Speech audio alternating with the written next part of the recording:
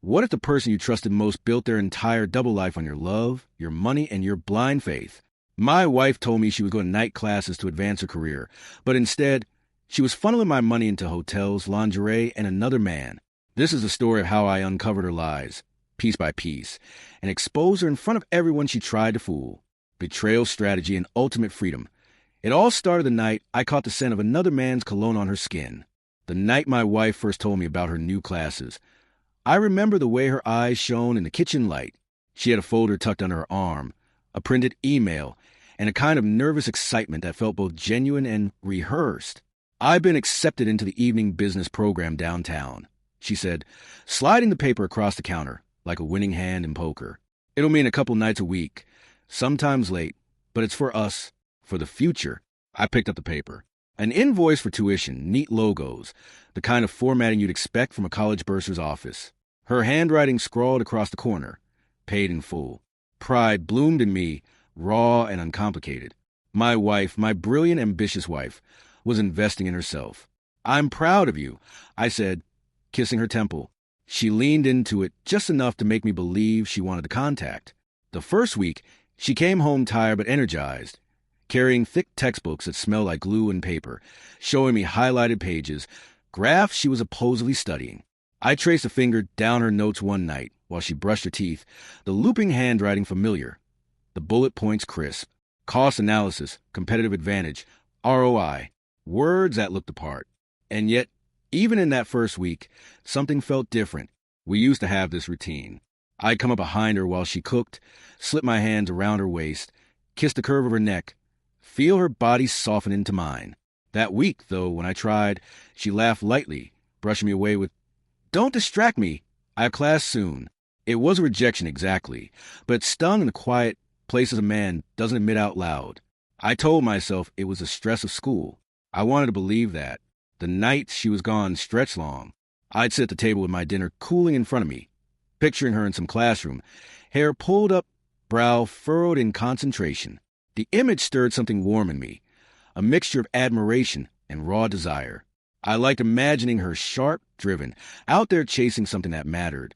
But when she slipped back into house hours later, her perfume carried a sharpness I didn't recognize.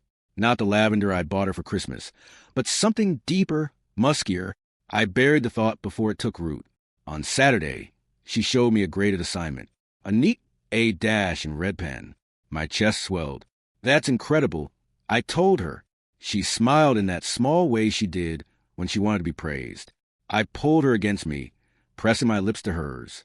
For a moment she kissed back, soft, real, and I felt the pull of old intimacy, the way her body once answered mine like a match to flame. But just as quickly, she pulled away. "Babe, I really need to focus. I can't afford to fall behind." That word, afford, sat heavy between us. I told myself again it was school, always school. Weeks passed. She stayed later, sometimes claiming group study sessions. She brought home receipts from the campus bookstore, crumpled in her purse, proof she'd been where she said she was. I stacked them on my desk like tiny testaments of faith. But late at night, lying alone in bed, I'd reach for her out of habit, only to touch cool sheets. My body ached for her. Sex wasn't just release, it was communion. The wordless language that reminded me we were still us. When she did climb into bed, she rolled away quickly, as though my touch might shatter her concentration. One Friday, I waited up for her, pretending to read. She slipped through the door near midnight, hair tousled, cheeks flushed. I thought she looked beautiful, radiant even. My first instinct was hunger, to stand, press her against the wall, breathe her in until we forgot the world. But when I moved to kiss her, she angled her face just enough to make it land on her cheek. "Long night," she murmured, sliding past me. "I need a shower." I sat there listening to the water run, staring at the fake textbook still open on the counter. My hands curled into fists without meaning to. Something in me knew. Not facts, not proof. Just the kind of knowing that keeps you awake staring at the ceiling, waiting for a sound that might never come. Still, I told myself the lie I needed to sleep, that she was working hard for us, that the distance I felt wasn't a canyon, only a crack, that maybe when she was done with this course, she'd come back to me, not just in body, but in soul. I kissed her shoulder the next morning while she sipped coffee, her robe slipping just enough to show the curve of skin I'd once mapped with reverence. Desire flared, reckless and undeniable. I wanted to drag her upstairs and remind her what we had, but she only smiled faintly, tugged the robe tighter, and said she had to run. There was a study group meeting before class. That was the first time the word study group didn't sound like learning. It sounded like goodbye. The first real crack showed itself in something so small, I almost convinced myself it didn't matter. A smell. She came home one Tuesday night, late again, dropping her bag by the door with that careless little thud. And when I leaned in to kiss her cheek, I caught it cologne. Not mine. Not the faint, powdery scent of classroom chalk dust I imagined, but something sharper, masculine, expensive. I remember freezing in the moment, smiling anyway, because to call it out would have been too obvious. I told myself maybe it was someone she'd brushed against in the elevator, or perfume from another woman in class that happened to lean masculine. Rationalizations came easy when the alternative was betrayal. But once you notice, you can't unnotice. Her phone became another battlefield. She'd always been attached to it, who isn't? But now it was different. She guarded it like a state secret. She'd take it to the bathroom, carry it even to the laundry room, turn the screen away from me when it lit up. The sound of a message would come through at midnight, and she'd roll over, squint at the screen, smile faintly, and then tuck the phone under her pillow as though hiding it from me would erase the evidence. I told myself again it was school, classmates coordinating study times, professors sending notes. But I knew, deep down I knew, the distance between us widened, and not just in bed. She avoided intimacy, like it was contagious. I'd reach for her hand on the couch, and she'd find an excuse to check her phone. I'd lean in for a kiss goodbye, and she'd give me her cheek, rushing out the door like I was on fire. Even sex, the thing that used to be our language, the place we'd always return to when words failed, had become an artifact of a past life. I started counting the rejections. It sounds pathetic, but I couldn't help it. 5 in 7 days. A record. By the 5th, I wasn't even trying anymore. That was the worst part. Not her turning away, but me learning to stop reaching for her at all. The house felt different, too. Quieter. Like her absence didn't just mean she wasn't physically there, but that she'd taken something essential with her. I'd find myself walking past the side of the closet, noticing new clothes, dresses that looked too polished for night school, lingerie she hadn't worn for me. When I asked about them, she shrugged, needed something for presentations. Presentations. At night, one Friday evening, I stayed up waiting for her, not reading this time, not pretending to be distracted, just waiting. Midnight came, then 12:30. She finally walked in at 1 a.m., hair a little too tousled, cheeks flushed with that warmth I remember from our first dates, the look of a woman who had been wanted. My chest tightened. I wanted to grab her, pin her against the wall, reclaim her. The thought of her body in someone else's hands ignited a raw, reckless desire. But when I moved toward her, she sidestepped smoothly, almost practiced. "Long night," she said, already walking toward the bathroom. "Don't wait up next time." I stood there staring at the door after she closed it, the sound of the shower running like static in my ears. The strangest part was how carefully she sprinkled breadcrumbs of normalcy, as though she knew she had to keep me off balance. She'd cooked dinner one night, set the table with candles, kissed me sweetly on the cheek, and for a moment I'd almost believe everything was fine. But then she'd vanished the next night, claiming group study. I noticed other details, too. Her nails, suddenly manicured, hair styled more often. She started wearing perfume again, the musky, heady kind that lingered on her clothes long after she changed into pajamas. And when I brushed past her, when my hand grazed the curve of her hip, she tensed. Not the startled flinch of someone surprised, but the recoil of someone touched by the wrong man. That's when the doubt began to calcify into suspicion. One night, I sat on the couch staring at the blank television screen, her textbooks spread out across the coffee table. I picked one up, flipped through the pages. Perfectly highlighted sections, notes in the margins, but something about them felt staged. Too neat, too deliberate, like they were props. I held the book to my face. No dust, no creased spines, no coffee stains. Not like real books used by real students. I set it down slowly, my chest tight. I wasn't ready to admit it yet. Not even to myself. But the truth was already pressing against the edges of my denial. My wife was becoming a stranger, and not just any stranger. The kind who carried secrets in her purse, who smelled of someone else's cologne, who guarded her phone like a second heart. That night, lying alone in bed, I stared at the ceiling while she texted beside me, her screen glowing in the dark. I thought about the way her laugh used to sound when I whispered something dirty in her ear, how she used to pull me closer in sleep. Now, even in the same bed, we felt continents apart. And the worst part? The more she pulled away, the more I wanted her. It wasn't just jealousy. It was hunger, sharpened by denial.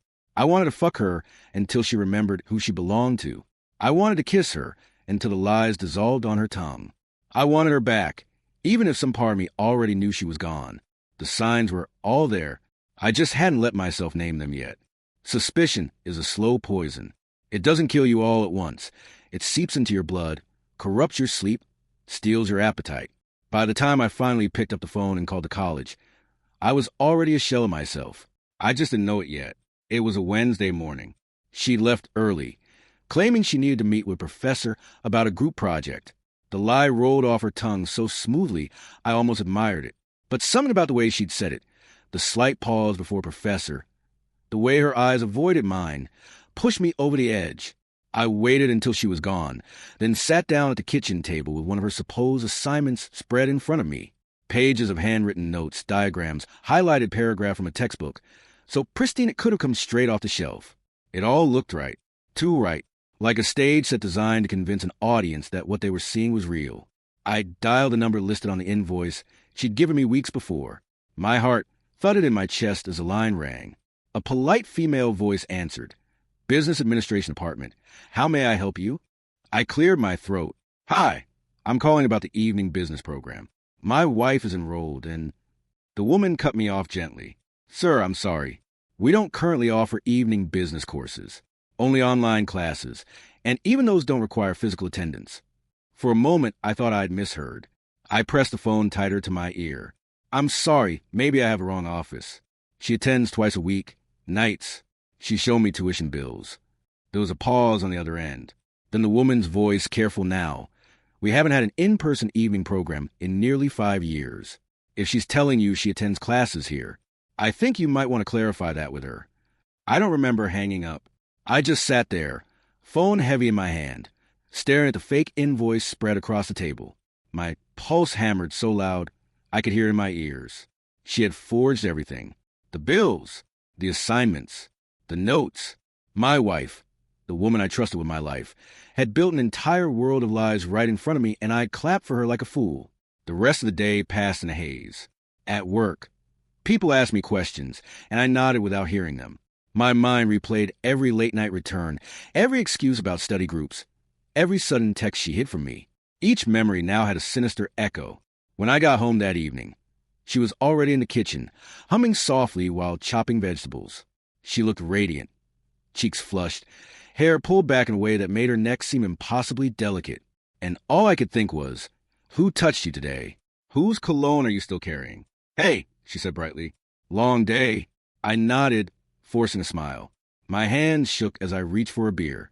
I wanted to scream, to throw the fake invoice in her face, demand answers, but the words wouldn't come. Instead, I watched her move around the kitchen with ease, like nothing was wrong, like she wasn't slowly dismantling my world one lie at a time. That night in bed, I rolled toward her, craving some scrap of closeness. She smelled faintly of that same cologne, the one that haunted me now. I slid a hand down her hip, tugging gently, hoping she'd soften, turn to me. Instead, she tensed. Not tonight, she murmured. I'm exhausted. The rejection wasn't new, but knowing the truth, or at least part of it, made it unbearable. My body still ached for her, but it wasn't just sex I wanted. It was confirmation, proof that she still belonged to me, even if only in that one primal way. Instead, she rolled away, pulling the blanket tight, and I was left staring at the ceiling, my erection fading into rage. The next morning, I couldn't hold it in anymore. As she sipped coffee, scrolling through her phone, I asked casually, "How's the class going?" She looked up, startled for just a fraction of a second before recovering. Good. Tough, but good. I forced a smile.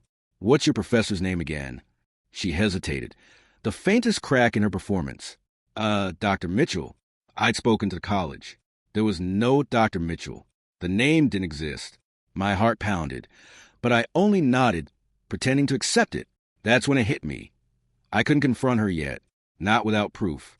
If I accused her now, she'd twist it, make me the paranoid husband who didn't support his wife's ambitions. No, I needed evidence.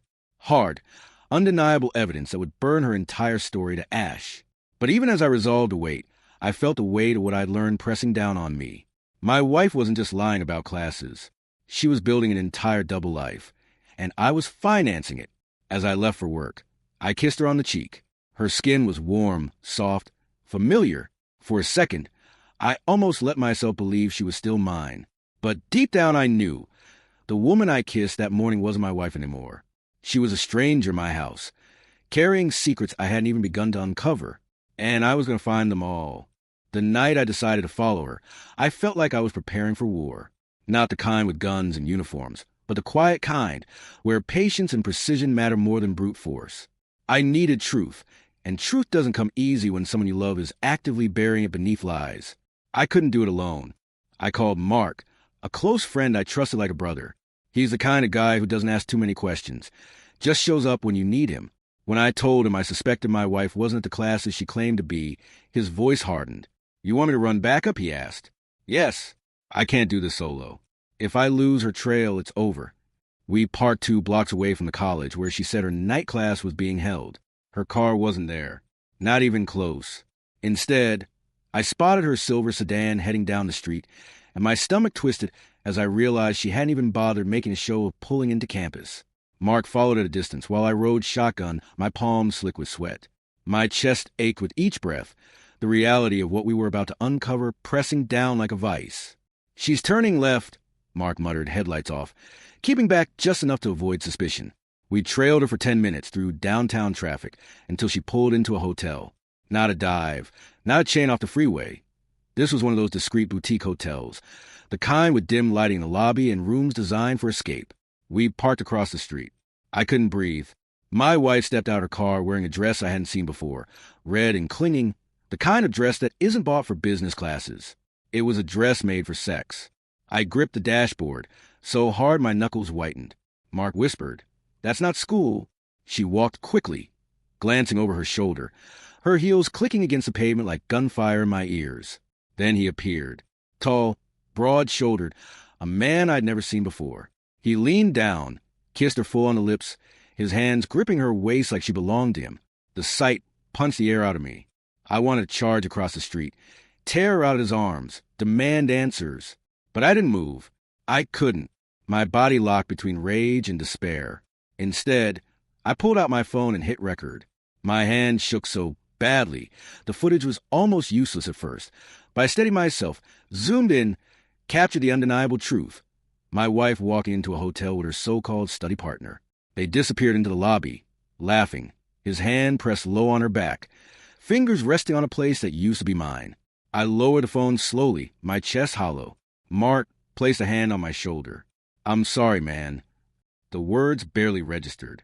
All I could think was the last time she let me touch her, weeks ago, when she gave me the half-hearted kiss before rolling away in bed. She wasn't rejecting intimacy. She was saving it for him. We sat in silence, watching the hotel entrance like predators waiting for prey. An hour passed. 2. My mind replayed every detail of our marriage. The day we met, the way her eyes lit up when I first kissed her, the promises we'd made under the weight of vows, all of it unraveling before me in the shadow of a hotel. When they finally emerged, her hair was mussed, her lipstick smudged. She leaned into him, laughing at something he whispered, her hand sliding across his chest in a way I hadn't felt in months. I hit record again, capturing every damning second. They kissed one last time before parting ways. She backed to her car, him walking in the opposite direction. She adjusted her dress in the reflection of her window before driving off like she hadn't just detonated our marriage inside a hotel room. Mark drove me home in silence. I stared out the window, gripping my phone like it was the only thing keeping me from falling apart. The footage burned in my pocket. Proof I hadn't been paranoid. Proof my instincts hadn't betrayed me. When I walked into the house, she was already there. Somehow she'd beaten us back, sitting at the table with her textbooks spread out, playing the role of devoted student. She looked up at me and smiled, casual, innocent. "How was your night?" she asked. I almost laughed. Instead, I kissed her cheek, forcing my lips against her skin, tasting the faint trace of his cologne mixed with hers. My stomach churned. "Fine," I said. "Just fine." I walked upstairs, sat on the edge of the bed, and stared at my phone screen. The video played on a loop. Her in his arms, her entering the hotel, her walking out disheveled and glowing. That's when the grief hardened into something else. Something sharper. Rage, yes, but more than that, clarity. I knew then that I couldn't confront her without being ready. She was too skilled at lying, too comfortable weaving stories out of thin air. If I wanted the truth to win, I needed more than suspicion. I needed undeniable, brutal evidence. And tonight was only the beginning. I couldn't sleep after the hotel. The images replayed in my head in endless loops. Her red dress sliding against his hands, the laugh she used to say for me, the glow of satisfaction when she walked back to her car. By morning, I wasn't just exhausted. I was hollowed out, but rage as a way of filling the emptiness, and it drove me straight to the bank. If she lied about classes, she lied about more. I opened our joint account statements and stared at the numbers like I was seeing them for the first time. Tuition fees, book purchases, meal receipts, dozens of transactions all labeled university or campus cafe. They look legitimate, but something didn't add up. One by one, I traced them. The tuition payments had been routed through an online processor with no connection to any school. The bookstore charges went to a boutique clothing shop across town. The campus cafe turned out to be a wine bar near the very hotel I'd watched her disappear into. My stomach twisted. She wasn't just lying. She was funneling my money, our money, into the affair. Every receipt I'd filed away with pride, every bill I'd paid without question, was really a love letter to another man. I printed everything. Pages upon pages of highlighted statements, circled charges, screenshots from my online banking. My dining table became a war map of betrayal. Each receipt a dagger I hadn't seen coming. That night, she breezed through the door at 11:30, dropping her bag with the same casual thud. She kissed my cheek like always, soft practice. I caught a faint trace of that cologne again. It ignited something savage in me. Long night, I asked, forcing my tone light. Study group. She said smoothly, slipping off her heels. We're preparing for finals. Finals. The word almost made me laugh. Instead, I nodded and offered to pour her a glass of wine. She declined, said she was too tired, and padded upstairs. I stayed at the table, staring at the receipts spread like evidence before a jury. I wasn't just betrayed sexually. I'd been embezzled by my own wife. The next day, I dug deeper. I called the boutique where one of the textbook charges had gone through. The clerk confirmed she'd been in several times, always buying dresses, lingerie, perfume. My throat burned as I pictured her trying them on for him. Not me. Later, I pulled the credit card statements. Hotel charges, hidden in between the fakes. They weren't even clever about it. 200 here, 300 there, always billed under generic hospitality vendors. She hadn't just been unfaithful. She built an entire financial ecosystem to support it. That night, when she climbed into bed beside me, her body warm and tempting in the glow of the lamp, desire tangled with fury. I wanted her. God, I still wanted her, but every time I imagined undressing her, I saw his hands do it instead. I rolled onto my side, away from her, and clenched my fists until my nails dug into my palms. It wasn't just about sex anymore. Sex I might have forgiven, stupid as that sounds. But theft? Deception so calculated it reached into the marrow of our finances. That was another kind of violence. She wasn't just betraying my heart. She was robbing me blind. I decided then I wouldn't confront her until I had everything. She thought she was clever, thought she could forge receipts and invent classes and smile her way through lies. But I was done playing defense. I spent the next week documenting everything. Every false transaction, every suspicious charge, every night she claimed to be studying. I built a case like I was preparing for trial, because in a way she wouldn't just be caught cheating. She'd be exposed as a fraud, a thief, a liar so deep in her own web she couldn't possibly crawl out. And yet, even as I plotted, I couldn't stop wanting her. That's the part that shamed me most. I'd watch her undress at night, her skin soft in the lamplight, the curves I'd memorized still capable of twisting me up inside. My body ached for her, even while my mind seethed. Desire and hate lived side by side, tearing me apart. One night, after another study session, she slipped into bed smelling faintly of sex. Not ours. I turned toward her, caught between rage and lust, and kissed her hard, desperate. She froze, then kissed me back just long enough to trick me into thinking she wanted it. But when my hand slid down her hips, she pulled away. Not tonight, she whispered. I rolled over, my chest heaving, fists clenched. Not tonight. because tonight had already belonged to him. That was when I knew the truth. She wasn't coming back. Not really. The woman I'd married had already chosen another life, and she was funding it with my love, my trust, my money, and soon she'd pay for it. By the time I pieced together the money trail, my anger had sharpened into something else. Strategy. Blind rage might satisfy the moment, but it doesn't win wars. I didn't want a screaming match where she could twist words, cry on cue, or accuse me of being paranoid. I wanted checkmate. Evidence so airtight it would crush her entire story in one blow. So I began building a case. I bought a small safe and tucked it into the corner of my office closet, hidden under boxes she never touched. Inside, I started stacking proof. Bank statements with forward tuition, charges highlighted in red, screenshots of her hotel visits, printouts of boutique receipts labeled as campus bookstore. Each piece was another nail in the coffin of her lies. But I wasn't satisfied with paper trails. I needed eyes on her. I installed a discreet camera in my car, positioned to record the street whenever I parked near the places she frequented. I borrowed a second camera from Mark, the kind with night vision, and placed it across from the hotel. Within days, I had footage of her walking in with him, footage of them kissing in the parking lot, footage that stripped away every last shred of doubt. At night, I'd sit in the dark living room with my laptop open, headphones on, watching the recordings. My chest would tighten as I saw her body press against his, the little gestures of intimacy she hadn't given me in months. Sometimes it felt like torture, but I kept watching. Every second was more evidence. Every kiss was another bullet I'd eventually fire. The irony is that she still performed her charade at home. She'd wave graded assignments in my face, even slip fake essays under my nose with professor comments neatly scrawled in margins. She had no idea I'd already called to college, that I knew Dr. Mitchell was a figment of her imagination. One night, as she spread papers across the dining table, I leaned over her shoulder, close enough to smell her perfume. My lips brushed her ear as I whispered, "You're amazing, you know that?" She smiled, basking in the praise. For a second, I wanted to grab her, kiss her, take her upstairs and remind her whose wife she was. My body still ached for her, traitor that it was, but I held back. I couldn't afford to let desire cloud my judgment. Instead, I channeled my hunger into discipline. I set alarms on my phone to track her supposed class times. I compared them with hotel check-ins, with boutique purchases, with receipts she left in her purse. A pattern emerged, undeniable and damning. Mark helped me organize it all. He came over one Saturday, and we spread the evidence across the floor like detectives solving a murder. In a way, that's exactly what it was. She'd murdered our marriage, and I was documenting the crime scene. "You've got her," Mark said, tapping the pile of evidence. "This isn't just infidelity. This is fraud. When you go to court, she won't have a leg to stand on." His words steadied me. I wasn't crazy. I wasn't paranoid.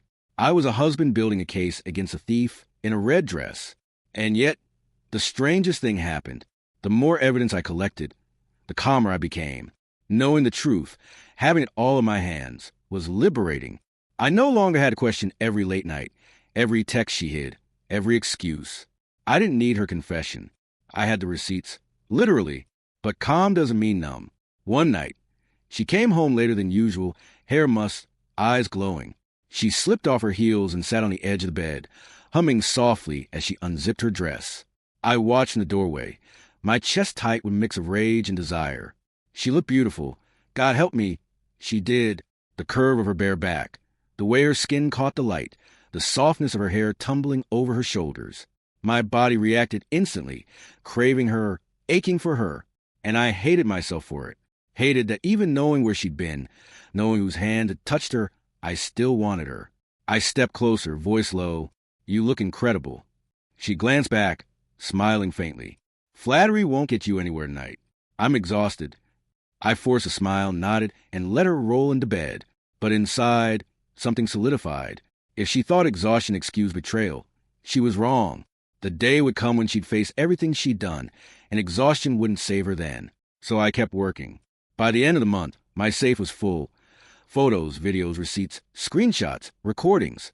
I had enough to bury her lies under an avalanche of truth. And that's when she made her biggest mistake yet.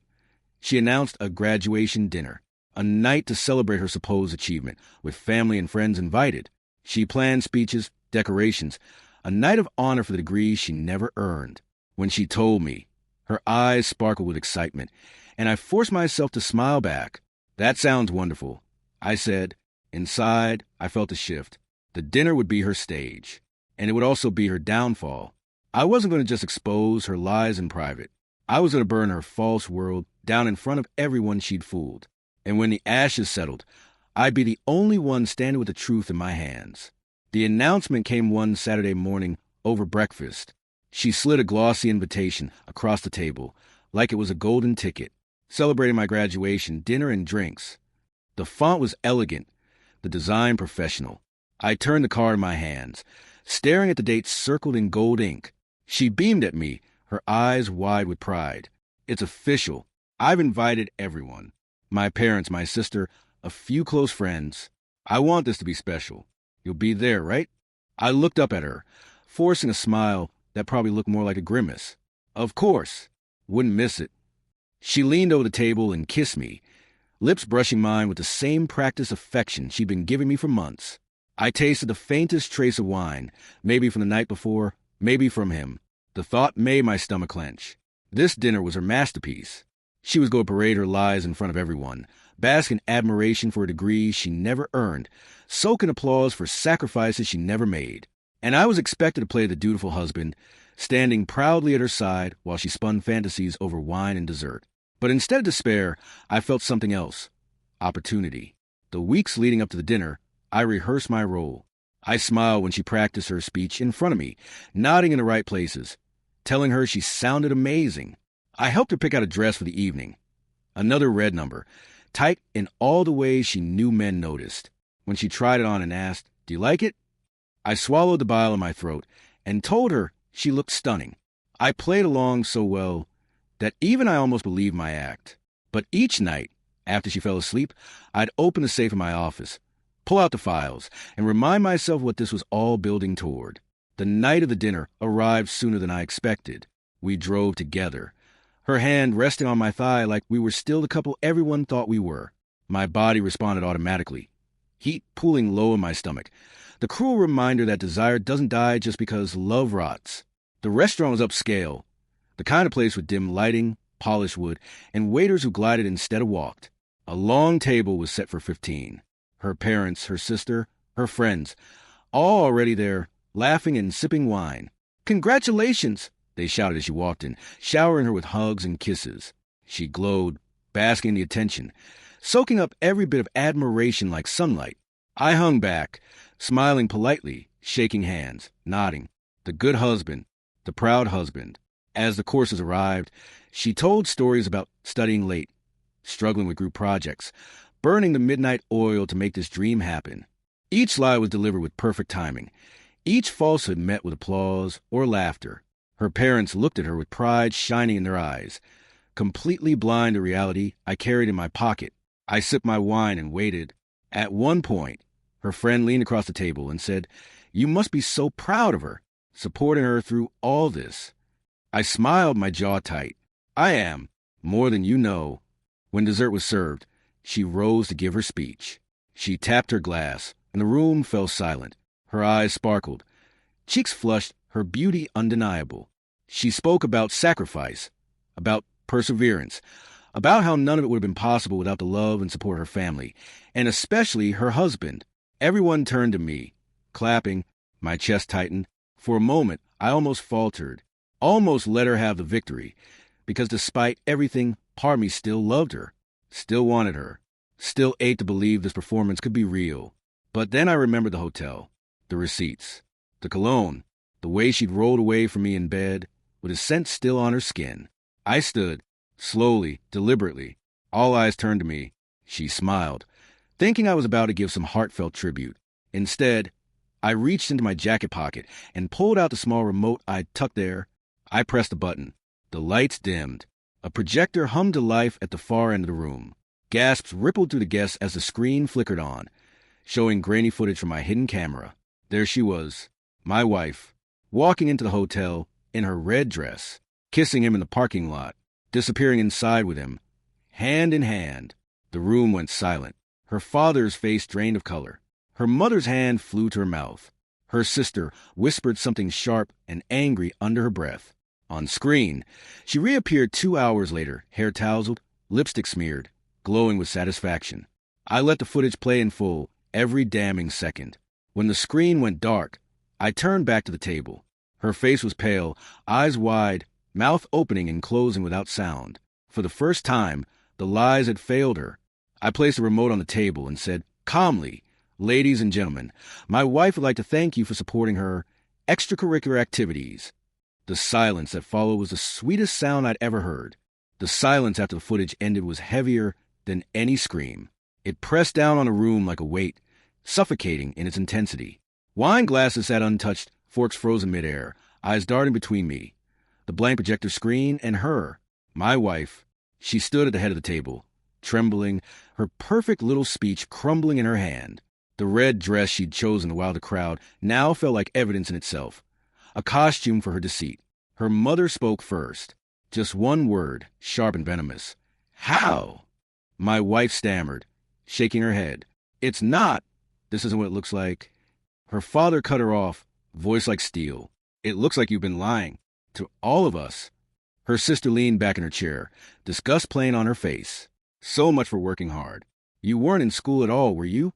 The room fractured into whispers, accusations, disbelief. She looked at me, her eyes wide with panic, begging silently for rescue. For years, I'd been her shield, her partner, the man who stood beside her no matter what. But not tonight.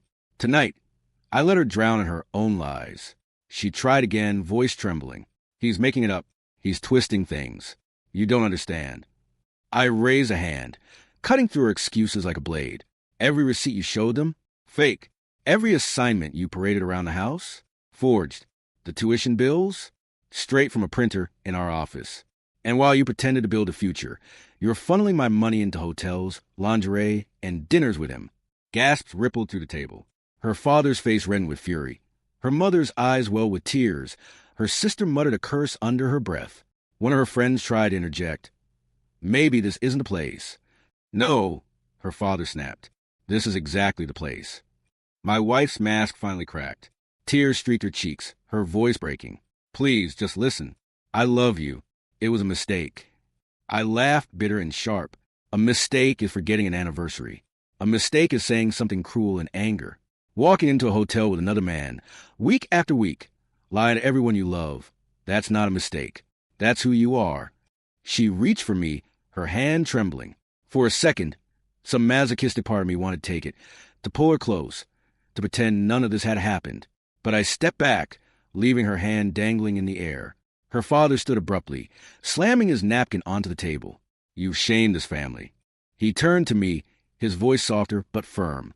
"You deserve better than this. Much better." Her mother followed, shaking her head, unable to look at her daughter. Her sister muttered, "Unbelievable," before pushing her chair back and storming out. One by one, the guests rose, leaving her alone at the head of the table, surrounded by the wreckage of her lies. She sank into her chair, shoulders trembling, face buried in her hands. I remained standing calm, almost eerily so. "For the record," I said, addressing the room though most were already leaving, "I'll be filing for divorce. With airtight evidence. There will be no spin, no excuses. Just truth." The last of the guests left, their footsteps echoing in the silence. Only she and I remained. She looked up at me, mascara smeared, lips trembling. "You don't mean this," she whispered. "You still want me. I know you do. I can feel it every time you look at me." And God help me, she wasn't entirely wrong. My body still wanted her, even then. The curve of her dress, the way her chest heaved with sobs, the vulnerability in her eyes. It stirred something primal in me. Desire and hate are cruel bedfellows, and in that moment, both lived in me at once. But wanting her didn't mean I'd forgive her. "You're right," I said softly, leaning close enough for her to smell the truth in my breath. "I did want you, enough to give you everything I had, enough to believe every word you told me. But now I want freedom more than I want you." Her sob turned into a gasp like I'd struck her. She reached for me again, desperate, but I stepped back once more. I picked up projector remote, slid it into my pocket, and turned for the door. My last words to her, quiet but final, cut through the heavy silence. "Enjoy your graduation. You've earned it." And then I left her sitting there, alone, drowning in the ruins of the life she'd built out of lies. The morning after the dinner felt like waking up after a storm. The world outside looked the same. Sunlight slipping through blinds, birds chirping, but everything inside was wreckage. She was still asleep when I left the house, sprawled across the bed like a stranger occupying space that used to be mine. By noon, my phone started buzzing. Not with her, but with everyone else. Her sister texted first. You did the right thing. She needed to be exposed. Then her father called. His voice was steady, deliberate. She won't be welcome in our home anymore, he said. Not after what she's done. You're family to us. She isn't. Those words hit harder than I expected. For years, I thought I'd been married into a family that only tolerated me because of her. But now, after all this, they chose me. Not her. Her mother's voicemail came next, her voice thick with grief. I don't know who my daughter is anymore. I'm so sorry you had to go through this. You deserve better. Every message was another nail in her coffin. She had tried to build a false world, but the truth had detonated in front of everyone she cared about. Now, she was left alone in the rubble. When I finally walked back into the house, she was sitting at the kitchen table, staring at a cold cup of coffee. Her eyes were swollen, her hair a mess, her body wrapped in the same robe she used to wear on lazy Sundays, those mornings when I thought we were untouchable. She looked up at me, voice ragged. They won't answer my calls. My mom, my dad, even my sister. You turned them all against me. I dropped my keys on the counter, meeting her gaze. No, you did that yourself. Her lips trembled. It was just sex. It didn't mean anything. We could fix this. I cut her off, my voice sharp. Don't insult me. You didn't just fuck him. You built an entire life around him. You lied, stole, humiliated me, and you expect me to call it a mistake? Tears spilled down her cheeks. She crossed the room and tried to touch me, her hands desperate, reaching. I still love you. Please. You know you still want me. We can start over. And the cruel truth was, I did still want her. My body reacted before my brain, remembering the way she used to moan my name, the way her hips curved into my hands.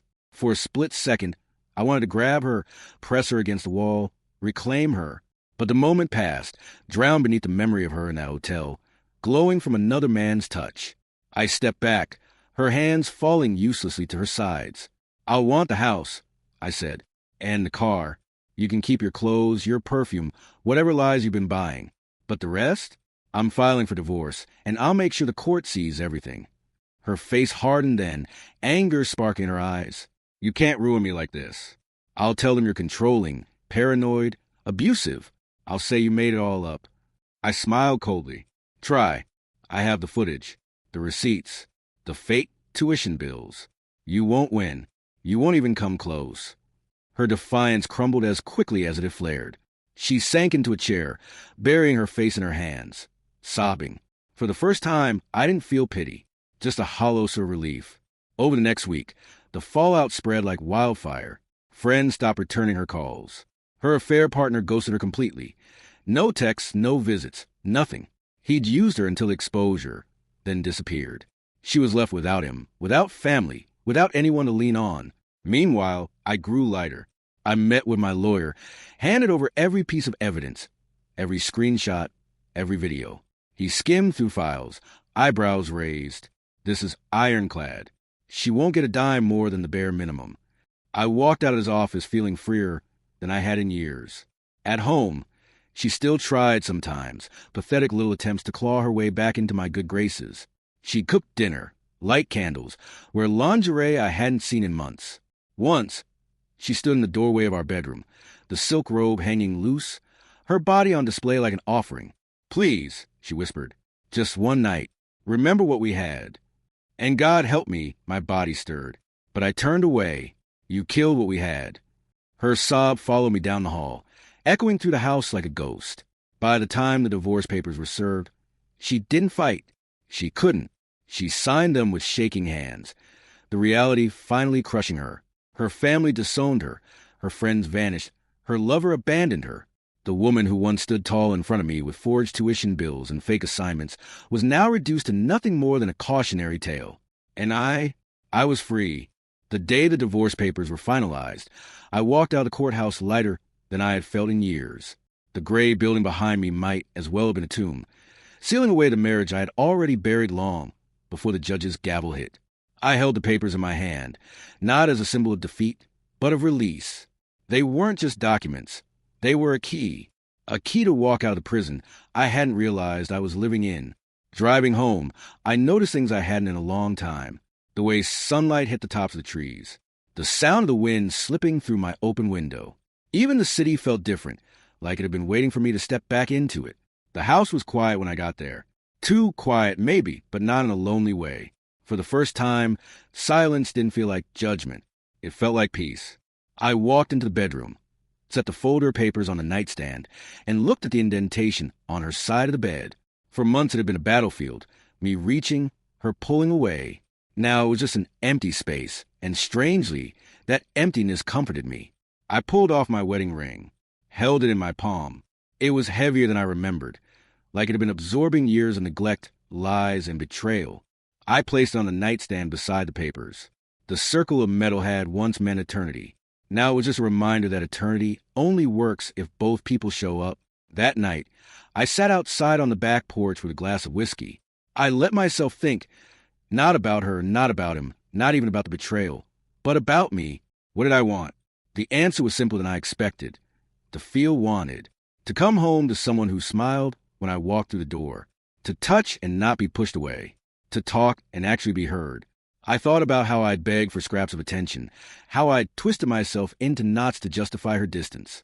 And then I thought about the version of me that stood in that restaurant with projector remote, calm and unflinching, while her world collapsed. That man deserved better than scraps. Over the next few weeks, I began reclaiming the pieces of myself she had eroded. I went back to the gym, not to impress anyone, but to feel my own strength again. I reconnected with friends, the ones she quietly nudged out of my life.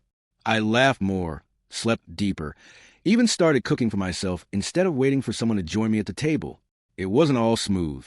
Some nights, desire still hit me hard. I'd catch a whiff of perfume in a store or see a curve of a woman's dress that reminded me of her, and my body would betray me with longing. But I let it pass. Desire wasn't the same as love. It never had been. One evening, I caught myself standing in front of the mirror, buttoning a clean shirt before heading out to meet friends. I looked at myself and realized I looked alive again, not the hollow-eyed man who used to sit in the dark waiting for her to come home, but someone who had a future that wasn't chained to someone else's deceit. The turning point came when I ran into one of her friends at the grocery store. The same friend who clapped the loudest at that graduation dinner. She avoided eye contact at first, but I didn't. "How are you doing?" she finally asked, her tone cautious. I smiled, not bitter, not forced, just genuinely calm. Better than I've been in years. She blinked like she hadn't expected that answer. Maybe she thought I'd be broken, begging for my wife back. But no, broken men beg. Free men move forward. When I left the store, I realized that was a final victory. Not the exposure, not the divorce papers, not even her family turning against her. The victory was simple. I wasn't defined by her anymore. That night, I went back to the porch, whiskey in hand, the wedding ring still sitting on the nightstand inside. I didn't touch it. Didn't need to. That ring no longer had power over me. For the first time in years, I breathed without weight on my chest. Freedom didn't come in the form of someone new, or revenge, or even closure. It came in the quiet decision to stop begging for love from someone incapable of giving it. I was free, because I finally chose myself. And as I closed my eyes under the night sky, I knew one thing for certain. I would never again settle for someone who made me feel like a stranger in my own home. When people ask me now what it feels like to have your marriage collapse in your hands, I tell them it's like standing barefoot in the ruins of your own home. The fire is already burned. The smoke is cleared, and you're left staring at ashes wondering how long you ignored the smell before the flames took hold. That's the hardest truth to swallow. I knew. Not at first. Maybe not when she showed me tuition bills and fake assignments. But later, the late nights, the cologne, the guarded phone, I knew. My gut screamed it, and I silenced it, because I didn't want to believe that the woman I loved was capable of setting fire to us. Looking back, the signs weren't just cracks. They were neon warnings. I let myself be blinded because I wanted the story in my head more than the truth in front of my eyes. That's lesson number 1. Trust yourself. If your gut whispers, listen. It's not paranoia. It's your instincts begging you to wake up. Lesson 2. Betrayal isn't just sex. People focus on the physical, the cheating, the images that sear themselves into your mind of your spouse with someone else. But betrayal runs deeper. It's in the lies, the stolen money, the fake smiles across the dinner table. It's when your partner uses your love as camouflage for their deceit. That cuts sharper than any physical act. Lesson 3. Rage won't save you. I wanted to scream, to smash things, to drag her out of that hotel by her hair. Rage feels powerful, but it burns out fast. Strategy is colder, slower, but it wins. Evidence, proof, patience. That's how you survive when someone tries to gaslight you into doubting reality itself. Lesson 4. Exposure isn't about revenge. It's about truth. When I played that footage at the dinner, some might call it vindictive. Maybe it was, but it was also necessary.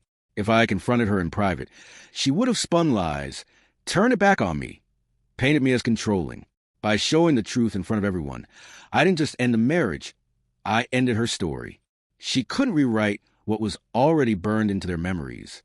And the last lesson, the one that saved me, is this: freedom isn't found in someone else's arms. It's not waiting for a rebound or a distraction. Freedom is the moment you stop begging to be chosen by someone who's already walked out on you. It's when you realize your worth doesn't hinge on their loyalty. The strangest part is that I still miss her sometimes. Not the liar, not the woman who came home smelling of sex that wasn't ours, but the version I fell in love with, the girl who laughed at my dumb jokes, who kissed me in the kitchen just because, who once whispered forever into my ear and meant it. At least then, that ghost lingers. And maybe it always will. But I've learned to let it haunt me without letting it chain me. Because the truth is, the ashes left behind can be fertile ground. Out of destruction comes clarity. Out of betrayal comes self-respect. Out of loss comes freedom. If you're reading this because you've been where I've been or you're there now, hear me. You are not crazy. You're not overreacting. And you're not unworthy because someone else failed to see your value. Don't let their lies define you. Don't let their choices imprison you. Walk barefoot through the ashes if you must. Let it hurt, let it cut, but keep walking. On the other side of that ruin is yourself. The version of you who refuses to settle, who knows what they deserve, who will never again mistake scraps for love. That's where I found myself. Not in revenge, not in pity, not in longing, in the ashes, in the quiet decision to choose me. And when I finally stepped forward, leaving the ring, the papers, and the lies behind, I realized freedom wasn't loud or dramatic. It was simple. It was peace. It was me breathing on my own again,